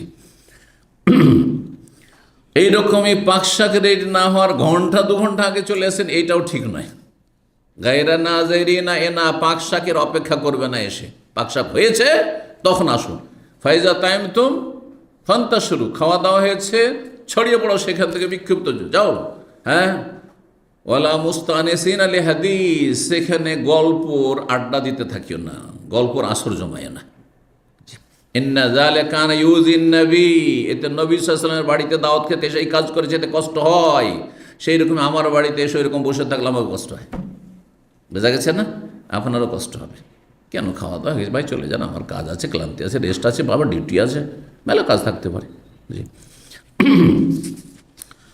তো বলছেন যে এই কয়েকজন গল্প করতে ফাজাল তো আক্তাম, তখন আনাস বলছেন যে আমি তখন খুব বিরক্তি বোধ করলাম বা খুব চিন্তিত হয়ে গেলাম গম থেকে। জি, কি শুরু করলো, নবী সাল্লাল্লাহু আলাইহি ওয়াসাল্লাম তাড়াতাড়ি করেছেন যে বাসর করবেন, স্ত্রীর সাথে দেখা করবেন, খাওয়া দাওয়া হয়েছে। কারণ সুন্নত তরিকা হচ্ছে যে অলিমা খাওয়িয়ে দই আপনি স্ত্রীর সাথে দেখা করেন। এটা অধিকাংশ ওলামারা বলছেন। কেউ বলছেন যে আপনি রাতে বাসর করেন আর তারপর সকালবেলা অলিমা করেন। এখানে আরব দেশে কি হচ্ছে, হ্যাঁ, যে রাত্রে অলিমা হয়ে গেল আর তারপরে অলিমা খাওয়া দাওয়ার পরে তখন স্ত্রীকে নিয়ে সেখান থেকে কোথায় যাচ্ছে, নিজের ঘরে যাচ্ছে, অথবা যার হোটেলে যাওয়ার হোটেলে যাচ্ছে, এখানে যাওয়া। তো আমি খুব চিন্তায় পড়ে গেলাম যে এই লোকগুলি কি করা শুরু করলো, যায়ও না, হ্যাঁ, নবী সাল্লাল্লাহু আলাইহি ওয়াসাল্লাম পেরেশান করছে। সুম্মা খারাজান নবী সাল্লাল্লাহু আলাইহি ওয়াসাল্লাম নাহওয়াল হুজরাত, তখন নবী সাল্লাল্লাহু আলাইহি ওয়াসাল্লাম অন্য অন্য বিবিদের কক্ষের উদ্দেশ্যে রওনা হয়ে গেলেন, বাড়ি থেকে একটু বেরিয়ে গেলেন। যখন দেখবে যে নবী সাল্লাল্লাহু আলাইহি ওয়াসাল্লাম নেই, তখন একটু বিবেক হবে, তখন তারা তাড়াতাড়ি চলে যাবে এই উদ্দেশ্যে। জি। ওয়াখারাজতু ফি ইসরিহি, আনাস বলছেন আমিও বেরিয়ে পড়লাম, কারণ আমি থাকলে ওরা বসে থাকবে, তো আমিও চলে গেলাম। তারপরও একজনের বাড়িতে গেছেন আর দেখছেন বাড়ির কেউ নেই, বাড়ির মালিকও নেই আমাদের কাছে, বাড়ির ছেলেরা আছে, ওরাও চলে গেছে ভিতরে, তারপরে বসে আছেন আপনি। এটা করবে মোটেই না। আপনার বিবেককে বাধা দেওয়া উচিত, আপনার বিবেক আছে। তো বলছেন যে আমিও বেরিয়ে পড়লাম নবী সাল্লাল্লাহু আলাইহি ওয়াসাল্লামের পেছনে। ফাকুলতু, আমি গিয়ে বললাম ইন্নাহু কাদ যাহাবু ইয়া রাসূলুল্লাহ, ওরা চলে গেছে। ফারাজা, ফিরে আসে। ফাদাখাল বাইত, কিন্তু তিনবারের পরে, তিনবার করে নবী ফিরে এসেছেন, লম্বা হাদিস পরে আসবে। নিজের ঘরে নবী সাল্লাল্লাহু ঢুকে গেলেন। ও আর খাস সিতরা, তারপরে পর্দাটি ঝুলিয়ে দিলেন, পর্দা যে ছিল পর্দা ঝুলিয়ে দিলেন। তাহলে বোঝা গেল যে আলাদা কোনো দেয়াল প্রাচীর ছিল না, টাটি ছিল না, পর্দার আড়ার করা ছিল। আর বাইরে ওইখানে এক জায়গাতে, ওখানে এক সাইডে বিবি আছেন আর ওইদিকে লোকজন ছিল। লোকজনগুলো না গেলে তো ভিতরে ঢোকা যাচ্ছে না। তো আনাস পিছনে পিছনে আসছিলেন যে আমি খেদমত করো কোনো প্রয়োজন হলে। যখন দেখলেন যে পর্দাটা ঝুলিয়ে দিলেন নবী সাল্লাল্লাহু আলাইহি ওয়াসাল্লাম, তখন আনাস টান দিলেন সেখান থেকে যে আমার আর এখানে কাজ নেই, এখানে থাকা আমার জন্য উচিত নাই। তো বলছেন যে ওয়াইন্নী লাফিল হুজরাতে, আমি কক্ষেই ছিলাম আর সাথে সাথে আয়াত নাযিল হল সূরা আহজাবের, আর নবী সাল্লাল্লাহু আলাইহি ওয়াসাল্লাম পড়তে শুরু করলেন পর্দার আড়াল থেকে। ইয়া আইয়ুহাল্লাযীনা আমানু, হে ঈমানদারগণ, লা তাদখুলু বুয়ুতান নবী, তো নবী সাল্লাল্লাহু আলাইহি ওয়াসাল্লাম বাড়িতে প্রবেশ করবে না, ইল্লা আইয়ুযানা লাকুম, যতক্ষণ তোমাদের অনুমতি না দেওয়া হবে, ইলা তামিন, খাবারের জন্য, যে খাবার রেডি আছে আসেন। গায়রা নাযিরিনা ইনাহু, পাক শাকের অপেক্ষা করবেন না, গিয়ে পাক হচ্ছে আর বসে আছেন এমন করবেন না। আমি রাত্রের দাওয়াত কেন বন্ধ করেছি জানেন? অনেকে দাওয়াত দেয় আর আমি নিই না আজকে, আল্লাহর কারণ বলছি।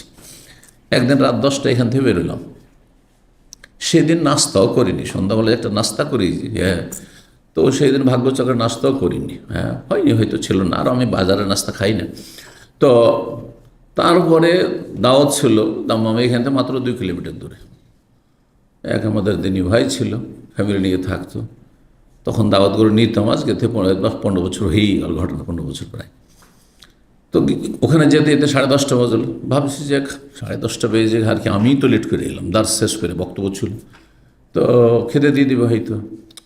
11 হইল, 11:30 হইল, দেখছি যে আপনার এই ফ্রাই হচ্ছে, মজলিসে বসে ফ্রাইয়ের আওয়াজ পাচ্ছি, মানে ভাজা হচ্ছে কিছু ছনছন করে, শুনতে পাচ্ছি যে হাই রে হাই, পেটের অবস্থা ওই রকমই আর তাদের পাক শাকের অবস্থা এরকম। ঠিক রাত 12টা ঘড়ি দেখে তখন খেতে দিলাম। খাওয়া দাওয়া শেষ হলো, 1টার দিকে সেখান থেকে বিদায় হলাম, আর নিচে নামতে তওবা করে বিদায় হয়ে গেল। কথা বুঝতে পেরেছেন? এরকম আর একটি ঘটনা ঘটেছে রাত 1:45 সময়, ওইদিকে আলবাদিয়ার দিকে একটা বাসায় দাওয়াত ছিল, সেখানে ওইরকম 1:30 1:45 হলো, তারপরে বিদায় হইতে পারলাম। কারণ আমাদের খাওয়াবে, তারপর মহিলাদের খাওয়াবে, আমাদের খাওয়া দাওয়া একটা হলো, তো মহিলার খাওয়া 1:45, ঠিক নিচে নামলো 1:45। আমি বললাম আউযু বিল্লাহ মিন হাযিহি দাওয়াত, এই দাওয়াত থেকে আল্লাহর কাছে পানা চাই। তারপর থেকে কত কে যে দাওয়াত দেয়, আমি দাওয়াত আর কবুল করি না। রাত্রের দাওয়াত একবারে ক্যান্সেল। দুপুরে শীতকাল হইলে যাওয়া যায়, কিন্তু এই গরমের দিনে দুপুরে দাওয়াত, হ্যাঁ, বেমানান, তাই না? নিজে কষ্ট করে যাবো আর অন্যকে কষ্ট দেবো, সুতরাং দাওয়াতি বাদ। আল্লাহ বলছেন যে পাক শাকের অপেক্ষা করবে নাকি, ওয়ালাকিন যা দই তুমি যখন তোমাদেরকে ডাকা হবে, দাওয়াত দেওয়া হবে, ফাদখুলু, যে আসেন, খাবার প্রস্তুত, ফাইজা টাইম, তুমি যখন খাওয়া দাওয়া শেষ, ফান্তাশিরু, তখন আপনারা ছড়িয়ে পড়ুন, বেরিয়ে যান সেখান থেকে নিজের নিজের কাজে। ওয়ালা মুস্তানিসিনা লিহাদিস, গল্প গুজবে মেতে থাকবেন না। একটু আগে আয়াতের এই অংশটুকু পড়েছিলাম। ইন্না যালিকুম কানা ইউযিন নবী, এতে নবী সাল্লাল্লাহু আলাইহি ওয়াসাল্লামকে কষ্ট দেয়। ফায়াস্তাহিমুন, তিনি লজ্জা পাচ্ছেন, তোমাদেরকে বলতে পারছেন না যে চলে যাও, এখন বিদায় যাও, খাওয়া দাওয়া হয়ে গেছে। জি, আমি কিন্তু ইশারা ইঙ্গিত করি, সেটা জানেন। টেলিফোনে যদি কেউ লম্বা টান দিচ্ছে, জাযাকাল্লাহ খের, আচ্ছা ঠিক আছে, জাযাকাল্লাহ খের, বুঝেন না? তার মানে কি? সংক্ষেপ করেন, সংক্ষেপ করেন, কোনদিন বলি নাই তো, জ্ঞানী মানুষ বুঝে না উচিত। ওই রকম খাওয়া দাওয়া হয়েছে, বারাকাল্লাহু ফিকুম, জাযাকুমুল্লাহ, আল্লাহ আপনাদের ভালো করুন। হ্যাঁ ভাই, আপনাকে জাযাকাল্লাহ খের বলা হচ্ছে, বারাকাল্লাহু ফিক, আর খাওয়া দাওয়া নেই, কিচ্ছু নেই, কেন বসে আছেন আপনি? চিন্তা করেন একটু। জি, ফায়াস্তাহি মিনকুম, নবী সাল্লাল্লাহু আলাইহি ওয়াসাল্লাম লজ্জা করছেন তোমাদেরকে কোনো কথা বলতে। ওয়াল্লাহু লা ইয়াস্তাহি মিনাল হক, আল্লাহ হক কথা, ন্যায্য কথা বলতে লজ্জা করেন না, সেই জন্য তোমাদেরকে সতর্ক করে দিলেন। খাবার প্রস্তুত না হলে যাবে না, আর খাবার খেয়ে দিয়ে বসে থাকবে না। বুঝতে পারছেন না? কোরআনি হেদায়েত, কোরআনের নির্দেশনা। সূরা আহজাব আয়াত নম্বর 53। আবু উসমান নাহদি বলছেন, আনাস বলেন, ইন্নাহু খাদামা রাসূলুল্লাহ সাল্লাল্লাহু আলাইহি ওয়াসাল্লাম 10 সানাত, তিনি 10 বছর রাসূলের খেদমত করেছেন। 10 বছর বয়সে খেদমতে লেগেছেন, আর 10 বছর খেদমত করেছেন। নবী সাল্লাল্লাহু ইন্তেকালের সময় তার বয়স ছিল 20 বছর। জি, 66 নম্বর অধ্যায় বলছেন, বাবু ইস্তিআরাতি সিয়াব লিল আরুসি ওয়া গায়রিহা, এই অধ্যায় হচ্ছে বিবাহ শাদীর জন্য বা অন্য কোনো অনুষ্ঠানের জন্য কারো কাছ থেকে কাপড় ধার নেওয়া যাবে কি? জি, নবী সাল্লাল্লাহু আলাইহি ওয়াসাল্লামের জামানায় তাহলে কাপড় ধার নেওয়া দেওয়ার কি ছিল? প্রচলন ছিল। আপনারা পেয়েছেন? আমরা কিন্তু পেয়েছি। আমরা গ্রামে যারা কৃষি কাজ করে, গরিব মানুষ, আমাদের দেশে বাপ জন মজুর করে, ওদের জামা কাপড় থাকতো না, ধার নিয়ে যেত। হ্যাঁ, বা ছেলেদের বিয়ের সাথে কোনো যাতে বিয়ে বাড়িতে যাবে, তো ছেলে মেয়েদের ভালো কাপড় নেই, তো চলে আসতো ধার নেওয়ার জন্য, দিয়ে তারপর নিয়ে যেত। তো সেই সময় বাচ্চাদেরকে তো পরে তো বাচ্চাদের কাপড়গুলো ধার নিয়ে গেলে, কিন্তু আমি বয়স্ক লোকদেরকে দেখেছি যাদের বয়স 30-40, জামা শার্ট যেগুলো ছিল আমাদের দেশের শার্ট জামা ধার নিয়ে যেত, আর তারপরে গেঞ্জি গায়ে দিয়ে ও ঘাড়ে করে যেত। বিয়ের সাথে যে ঘাড়ে করে গেছে, ওই বিয়ের মজলিসখানে একটু পড়লো তো পড়লো, আর যদি দরকার না হয় পড়ার, তো ওই ঘাড়ে করে নিয়ে এসে, ও যেহেতু আর সাফ সুতরা করতে হবে না, পরিষ্কার করতে হবে, নিয়ে এসে ঘুরিয়ে দিয়ে দিল। ধার নেওয়া যায়, এরকম অলংকার ধার নেওয়া। ধরেন একজন মেয়ের একটা মালা নেই, হ্যাঁ, হাতের ছড়ি নেই, আর যাবে কোনো একটা অনুষ্ঠানে, বিয়ের সাথে যাবে, কারো বাড়ি যাবে, হ্যাঁ, তো সাজবে, তো ধার নেওয়া জায়েজ রয়েছে। জি,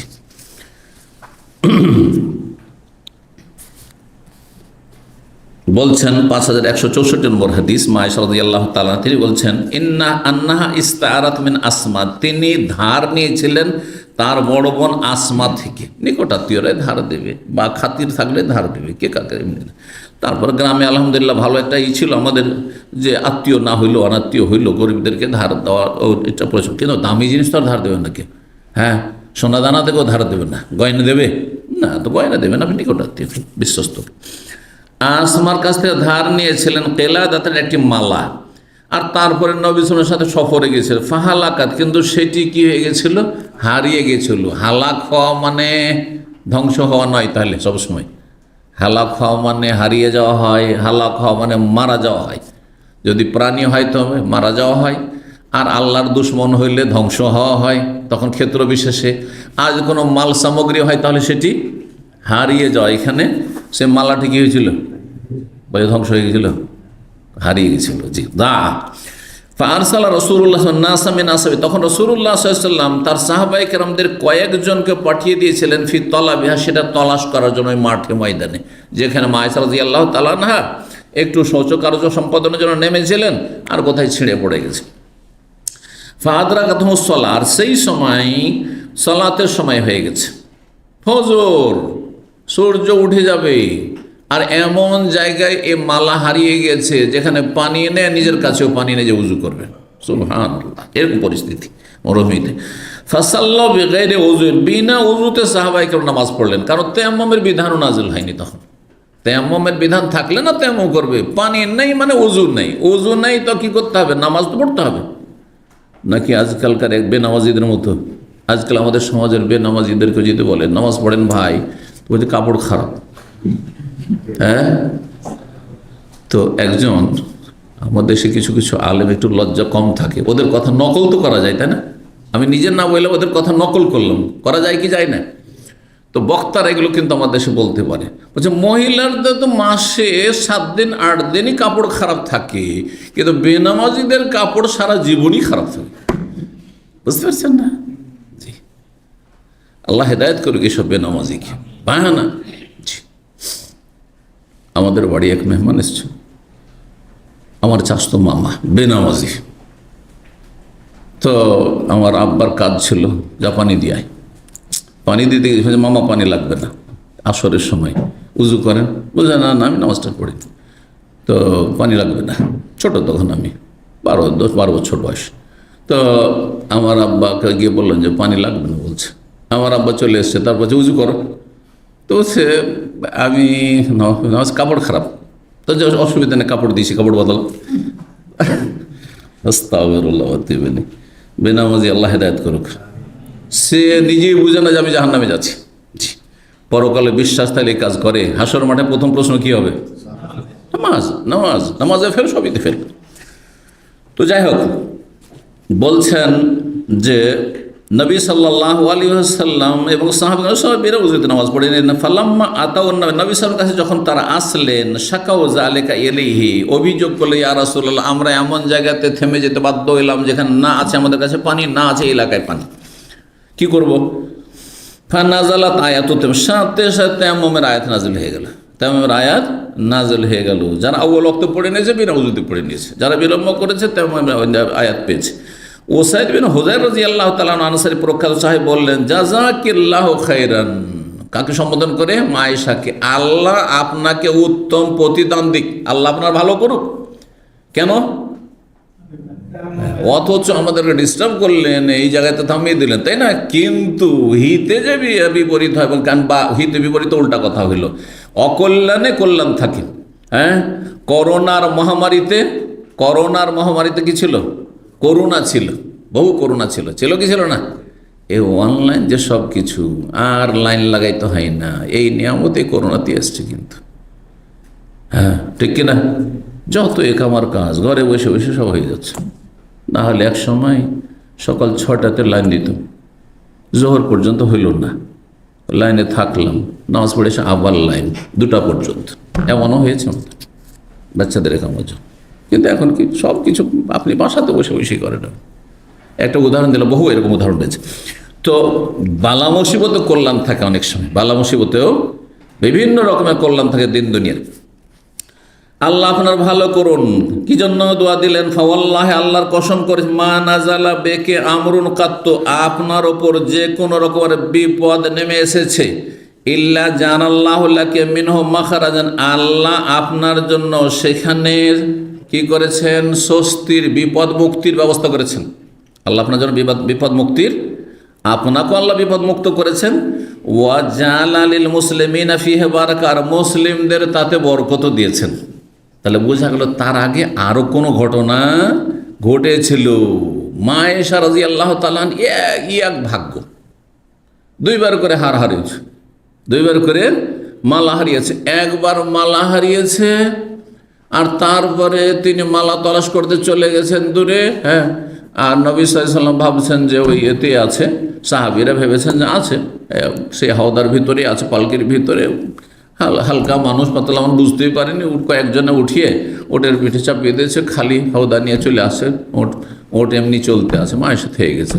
আর সেখানে মিথ্যা অপবাদ মোনাফিকরা দিয়ে দিল। তখন অনেকগুলি আয়াত সূরা নূরের নাজিল হলো। আয়াত নাজিল হলো না মা আয়েশার ওসিলাই। তখন একবার হারিয়েছিল, তখন হার পাওয়াই যায়নি, বোঝা গেছে। আর দ্বিতীয়বার এটা যখন ঘটলো তেমমের ঘটনা, তখন হাড় হারিয়েছিল। হাড়টা কোথায় পাওয়া গেছিল? বলছে ফাওয়াজাদনাল হাল একদা তাহাতাহু। উটটাকে যখন উঠাইলো তখন দেখছি যে উটের পেটের তলায় হাড় পড়ে আছে। নবী আলমুল গায়েব, যদি গায়েবই জানেন তখন উটের পেটের তলার খবর জানেন না, বুঝছেন না? সুতরাং যারা নবীকে আলমুল গায়েব হাজির নাজির বলে আমাদের দেশের বেরোলবি মাজার পূজারীরা, তারা বড় শিরকি আকিদা বিশ্বাসী। জি, তাদের ইসলামের কোনো আকিদা নেই। 67 নম্বর অধ্যায়, বাবা মায়াকুল জাত আহলাহু। এই অধ্যায় হচ্ছে একজন পুরুষ কি বলবে যখন সে তার স্ত্রীর কাছে সহবাসের জন্য আগমন করবে, মানে সহবাসের পূর্বে কি দোয়া পাঠ করবে। 5165 নম্বর হাদিস বর্ণনা করছেন ইবনে আব্বাস রাদিয়াল্লাহু তাআলা আনহু। তিনি বলেন, কালান নবী সাল্লাল্লাহু আলাইহি ওয়াসাল্লাম বলেন, আমা শোনো, লাউ আন্না আহাদাকুম ইয়াকুল, তোমাদের কোনো ব্যক্তি যদি বলে, হিনা ইয়াতি আহলাহু, যখন তার পরিবারের কাছে সঙ্গমের জন্য আগমন করবে, তাহলে সহবাস শুরুর আগে, সহবাস শুরু করার পরে নয়, সহবাস শুরুর আগেই বলবে বিসমিল্লাহ বিসমিল্লাহ, তারপরে আল্লাহর নামে শুরু করছি, আল্লাহ জান্নাবনি শাইতান, এক বছর জান্নাব নাও যদি বলেন তো অসুবিধা নেই, হে আল্লাহ আমাকে শয়তান থেকে দূরে রাখো, দূরে রাখো মানে রক্ষা করো, অজান্নবী শয়তান মা রাযাকতানা, শয়তানকে দূরে করো বা দূরে রাখো, মা রাযাকতানা, যা কিছু আমাকে দেবে দান করবে, অর্থাৎ আমার সন্তান সন্ততি থেকেও দূরে রাখো শয়তানকে, যাতে আমারও কোনো ক্ষতি না করতে পারে, আর আমার রিজিক, এখানে রিজিক মানে ছেলে মেয়ে, সন্তান সন্ততি যে সম্ভাব্য সন্তান সন্ততি এই সঙ্গমের মাধ্যমে তারও যেন কোনো ক্ষতি সাধন না করতে পারে। সুম্মা কুদ্দিরা বাইনাহুমা ফি যালিকা, আর তারপরে যদি তাদের ভাগ্যে আল্লাহ নির্ধারণ করেন, হ্যাঁ, কোনো ছেলে মেয়ে সন্তান সন্ততি, কুদ্দিরা বলেছেন আও কোদিয়া, আল্লাহর চূড়ান্ত ফয়সালা যদি হয়, ওয়ালাদন, কোনো ছেলে মেয়ের, যে ছেলে মেয়ে হ্যাঁ মাতৃগর্ভে আসলো, লাম ইয়াদুররহু শায়তান, আবার শয়তান কখনো তার অনিষ্ট করতে পারবে না, ক্ষতি করতে পারবে না। 68 নম্বর অধ্যায় বলছেন, বাবুন আল ওয়ালিমা তো হকুন, এই অধ্যায় হচ্ছে ওয়ালিমা হচ্ছে হক, মানে ওয়ালিমা করা হচ্ছে সুন্নাতে মুআক্কাদা, ওয়ালিমা করা সুন্নাতে মুআক্কাদা, আর ওয়ালিমার দাওয়াত কবুল করা হচ্ছে ওয়াজিব। হাক্কুন মানে ওয়াজিবুন হয়, হাক্কুন মানে প্রতিষ্ঠিত হয়, হাক্কুন মানে সাবেতুন, হ্যাঁ, যেটা প্রমাণিত, হ্যাঁ, সুস্পষ্ট প্রমাণিত। ওলিমা, বিয়ে শাদিতে ওলিমা অল্প হইলেও করতে হবে। আব্দুর রহমানকে নবী সাল্লাল্লাহু বলেছিলেন, আব্দুর রহমান বলেন কাল আলিয়ান নবী সাল্লাল্লাহু বলেছেন আউলে ওয়ালাউবে শাতিন, যদি একটা ছাগল জবাই করে ওলিমা হয় তাও করো। 5166 নম্বর হাদিস, আনাস বিন মালিক রাদিয়াল্লাহু তাআলা বর্ণনা আন্নাহু কানা ইবনা আশারা সিনিনা মাকদামা রাসূলুল্লাহ সাল্লাল্লাহু মাদিনা, মদিনায় যখন রাসূলুল্লাহ সাল্লাল্লাহু আলাইহি ওয়াসাল্লাম আগমন করলেন তখন তার বয়স ছিল 10 বছর। ফকুন্না উম্মাহাতি ইউআযিবনানি আলা খিদমাতিন নবী সাল্লাল্লাহু আলাইহি ওয়াসাল্লাম, তখন আমার মা, খালা, দাদি নারীরা, আমার মায়েরা, তো মা তো একটি হয় তাই না, শরীয়তের ভাষায় দাদিকে মা বলা হয়, নানিকে মা বলা হয়। তাহলে আনাস যখন আমার মায়েরা, অনুবাদক আমার বাংলা যে অনুবাদ আছে তাতে দেশি তরিকে অনুবাদ করেছে, কারণ আমাদের দেশে মায়ের সাথে ফুফুকে, চাচিকে মা বলা হয়, বড় মা তো ছোট মা, মেজো মা, তাই না? কিন্তু এই অনুবাদ ঠিক নয়। এই শরীয়তের দৃষ্টিতে চাচি, ফুফু এরকম মা সাধারণত বলা হয় না, বলা হয় কাকে? মা, এবং মায়ের মা যারা বা বাপের মা যারা, দাদি নানি। তো মা, দাদি, নানি এরা আমাকে সব সময় নবী সাল্লাল্লাহু আলাইহি ওয়াসাল্লামের খেদমতে নিয়োজিত রাখতো।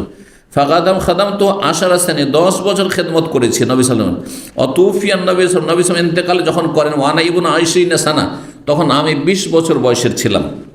ফাকুনতু আলামুন নাস বিশানিল হিজাব হিনা উনজিল, আমি সবচেয়ে বেশি হেজাবের বিধান, পর্দার বিধান সম্পর্কে জানি যখন তার নাজেল হয়, সেই ঘটনায় আমি প্রত্যক্ষদর্শী ছিলাম, সেখানে ছিলাম। ওয়াকানা আউয়ালু মা উনজিলা ফি মুবতানা রাসূলিল্লাহ বিজাইনাব বিনতে জাহাশ, সর্বপ্রথম এই হিজাবের বিধান যে নাজেল হয়েছিল সেটা ছিল রাসূলুল্লাহ সাল্লাল্লাহু আলাইহি ওয়াসাল্লাম যখন বাসর করেন জাইনাব বিনতে জাহাশকে নিয়ে। জি, আসবাহান নবী সাল্লাল্লাহু আলাইহি ওয়াসাল্লাম বিহা আরুসান, নবী সাল্লাল্লাহু আলাইহি ওয়াসাল্লাম সেই রাতে বাসর করে সকাল হইল, হ্যাঁ, অর্থাৎ বাসর রাতের ভোর হইল। ফাদা আল কওমা, তারপরে লোকজনকে ডাকলেন। তাহলে এখানে ছিল ওলিমার দাওয়াত কখন? বাসরের পরে, বাসরের পরেও করা যেতে পারে, বাসর আগেও করা যেতে পারে, কিন্তু বেশি আগেও না আর বেশি বিলম্ব করে নেই যে 6 মাস 1 বছর বিয়ে হয়ে গেছে তারপরে আপনার দাওয়াত পার্টি চলছে, না না, এটা অলিমা, সুন্নতি অলিমা হলো না। বলছেন যে ফাসাবু মিনাত তাম, ফাদাল কম, লোকজনকে ডাকলেন, তারা খাবার খেলো, সুম্মা খারাজ, তারপরে বেরিয়ে গেল, ওয়াবাকিয়া রাহাতুন, কয়েকজন থেকে গেল নবী সাল্লাল্লাহু আলাইহি ওয়াসাল্লামের কাছে, ফাআতাল মুকসা, আর দীর্ঘক্ষণ তারা বসে থাকলো। এমন নয় যে 5 মিনিট 10 মিনিট, এটা মানুষ মেনেই নেই, সমস্যা নেই, আর এটা সামাজিকতা, কিন্তু দীর্ঘক্ষণ তারা বসে থেকে গেল। নবী সাল্লাল্লাহু আলাইহি ওয়াসাল্লাম তখন দাঁড়িয়ে গেলেন আর বেরিয়ে গেলেন, ওয়াখারাজ, তো আমিও বেরিয়ে পড়লাম, লেকাই ইয়াখরু, যাতে করে আমরা সবাই বেরিয়ে গেলে ওই লোকগুলো বেরিয়ে যায় বাড়ি থেকে, কিন্তু না, ফামাশা, নবী সাল্লাল্লাহু আলাইহি ওয়াসাল্লাম চলে গেলেন হাঁটতে হাঁটতে, আমিও হাঁটতে হাঁটতে চলে গেলেন, হাত্তা যা আতাবাতা হুজরাতে আয়েশা, এমনকি মা আয়েশা রাদিয়াল্লাহু তাআলা আনহার কক্ষের দরজা পর্যন্ত পৌঁছে গেলাম। মানে আর এক স্ত্রী, পাশাপাশি ঘরগুলি ছিল, অন্য স্ত্রীর বাসার কাছে চলে গেলেন, অথচ সেই দিন তার পালা না, সেই দিন হচ্ছে বাসরের পালা, এই জাইনাব বিনতে জাহাসের সাক্ষাতের পালা। সুম্মা জান্না, তারপরে নবী সাল্লাল্লাহু আলাইহি ওয়াসাল্লামের ধারণা হলো যে মনে হয় তারা বেরিয়ে গেছে, ফারাজা, ফিরে আসলেন, কিছুক্ষণ পরে আবার ফিরে আসলেন, দেখি চলে গেছে মনে হয়। ওয়ারাজা, আমিও ফিরে আসলাম, হাত্তা ইজা দাখাল আলা জাইনাব, যখন জাইনাবের কাছে প্রবেশ করলেন, ফাইজাহুম জুলুসুন, দেখছেন যে ওরা বসে আছে বাড়িতে, খেয়ে দিয়ে এখনও বসে আছে। লাম ইয়াকুম, এখনও তারা উঠেনি।